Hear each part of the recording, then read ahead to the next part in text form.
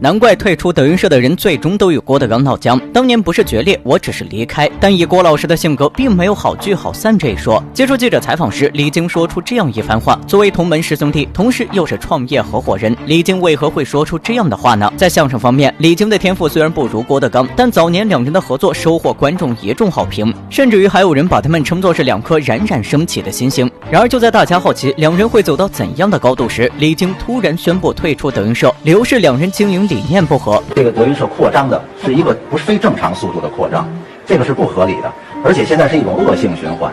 他应该吸收这个好的那么他招收的都是一张白纸到这儿来从头学相声的孩子，那么要短时间的就要委以重任，这是不符合相声规律的。李菁想要的是一个艺术团体，以相声、快板书等曲艺传承为主，演员能力大于一切。郭德纲想要的却是将德云社商业化，不管演员水平如何，只要稍加培训能够赚钱就可以。随着德云社内部管理愈发混乱，失望的李菁就离开了德云社。虽然说李菁和郭德纲是和平分手，但离开德云社的李菁不仅加入主流发展自己的相声事业，与曾经的老搭档郭德纲也再没有任何联系。而这也恰好证实了李菁在采访中说的话，其实不仅是李菁，其他退出德云社的演员也很少有与郭德纲保持良好关系的。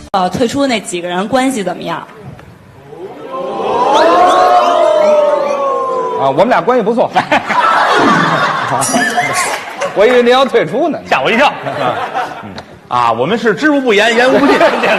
曹云金、何云伟都知道，当年退社的时候闹得沸沸扬扬，甚至于现在谁对谁错都是大众争论的焦点。至于为何说很难与郭德纲好聚好散，看严云达就知道了。虽然说他退社的原因至今成谜，但从德云社官网和家谱上仍保留着他的名字来看，双方并没有闹掰。事实上，严云达退社后的几年里，双方也一直保持着互不打扰的关系。直到去年张鹤晴拿退社人员砸瓜，才明白严云达与郭德纲之间的恩怨有多深。另外，德云社能发展至今，也确实是郭德纲深得玉徒之道。花100万给徒弟买房，郭德纲有多宠岳云鹏？打那天起，我结婚给钱，然后装修各方面都是一套。都知道岳云鹏家境贫寒，哪怕结婚时仍一无所有，是郭德纲帮着岳云鹏一手筹办婚礼，并且帮他买房买家具。可以说，如果不是郭德纲，岳云鹏当年连个像样的婚房都没有。然而，这也不是郭德纲第一次帮徒弟了。有一次，岳云鹏母亲生病住院，急需10万块钱做心脏手术，拿不出钱的岳云鹏心急如焚，最后不得不去求助师傅。郭德纲了解事情的来龙去脉之后，立马拿给岳云鹏12万块钱，并且派当时的剧场经理跟着岳云鹏一起处理手术事宜。我妈心肌梗塞，10来万，人家二话没说都给你拿出来了，救命之恩呐！拿什么报答呀？能让我欠100年，我有钱。岳云鹏大火后想换新车，即便当时连油钱都加不起，师娘还是义无反顾地给他钱买了一辆新车。岳云鹏经常说师傅对他的恩情无法报答，事实也确实如此。而不仅是岳云鹏，郭德纲对其他徒弟同样很好，像张鹤伦、何云伟等人结婚，郭德纲都有出钱出力。后来能站到舞台上，能有今天，而且还能参加节目，包括我的成家。我结婚都是我师傅给我拿的钱。像我来说也没有什么本事，但我就会说相声，然后就希望越来越好，不给师傅丢人。有人说郭德纲只对有名的徒弟好，其实不然。当年黄鹤飞拜师后，因为没有什么知名度，在北京差点混不下去，最后还是郭德纲出手相助，他才度过了那段最难熬的时期。在北京实在过不去了，找师傅去吧。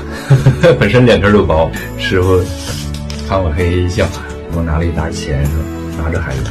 虽然郭德纲一直说3年学徒2年效力，但是自从曹云金等人退社之后，他就再也没有硬性要求徒弟必须回报师傅。比如说黄鹤飞虽然得到了师傅的帮助，但并没有在德云社说相声，而是选择当了一名导演。用他的话来说，自己从来没有为师傅师娘效力过。圈内大佬都是如何评价郭德纲的？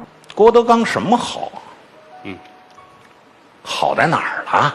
这我还真不知道，您给我说说吧。说前辈的大师这些事儿他都做了，也都能达到。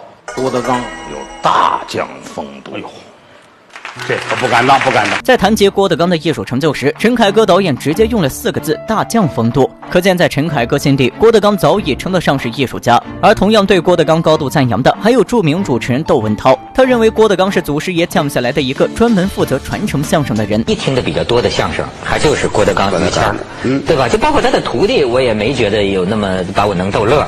总有人说郭德纲的相声三俗难登大雅之堂，但大家首先要了解，郭德纲本就是一个相声商人，靠要说相声挣钱，主流可以阳春白雪、风花雪月，但是郭德纲要为德云社的数百员工着想。另外，郭德纲的相声虽然掺杂有一些民俗的东西，但是在技巧和相声功底方面，绝对是行业的佼佼者。特别是郭德纲的单口相声，更是现代版的刘宝瑞。其次，抛开郭德纲的相声不谈，他让相声重新辉煌起来就是大功一件。而除了相声，郭德纲在戏曲弘扬方面也做出了极大的努力。一些事儿没人做，一些人没事做，没事的人盯着做事的人议论做事的人做的事儿。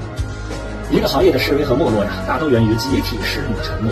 什么时候你让外行感兴趣，你这一行离火就不远了。著名主持人白燕生的这番话可谓是无声胜有声。传统曲艺想要发展，靠的是行动，而不是空喊口号，更不是去打压和批评那么努力发展戏曲的人。郭德纲出钱出力发展京剧，但换来的却是各种质疑。郭德纲虽然愤怒，但还是尽心尽力的去创新京剧。如今在郭德纲的努力下，不仅越来越多的年轻人开始了解戏曲，走进剧院，麒麟剧社更是成为全国唯一一家自负盈亏的京剧团体。5年走起来到现在，麒麟社是中国京剧唯一的自负盈亏，凭着唱戏能养活自己的团体。